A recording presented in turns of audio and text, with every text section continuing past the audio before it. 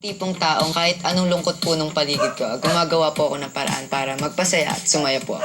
Pag free time naman po, mahilig po akong mag-cover ng songs and pinopost ko po sa Facebook and YouTube. And then one time po, may isa po akong pinost na video. Yung kinanta ko po dun is Japanese song and dahil po dun sa kantang yan, nag-reach po yun ng million views sa YouTube. And dahil po dun, sumikat po ako. Sumali po ako sa The Voice Teens, hindi lang po para sa akin, kundi para na rin po sa parents ko. Kasi po, unang-una po sa lahat, sila po talaga yung sumusuporta po sa akin, umpisa pa lang.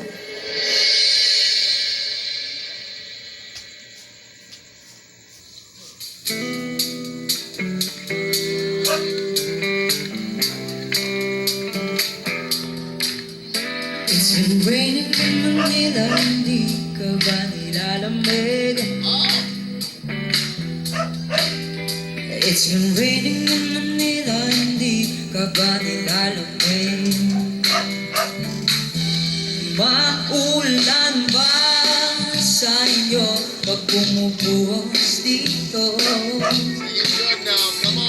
Paumanhin at mukha hindi ko masasabayan ng lumipad sa pagngiti at kaya sa paglipad at pagbagsak ng araw-araw. Sa pagpikit na lang kita matititigan sa mata, sa panaginip lang magpapaligaw. Kamusta ka na kahit huwag nang sagutin? Di ba nawala ang kintab ng bituin? Sana ganun ka nga pa rin.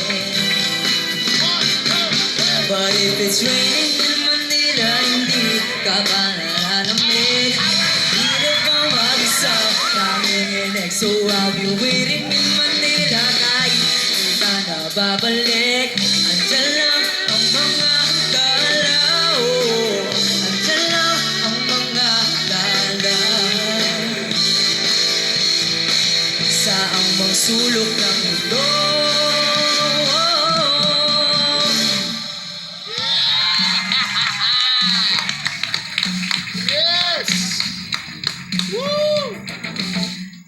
Ano pangalan mo? Ako po si Tenshin M. Santos. Sa akin, there's certain sections na inconsistent lang talaga. Na with notes, with technical stuff lang. And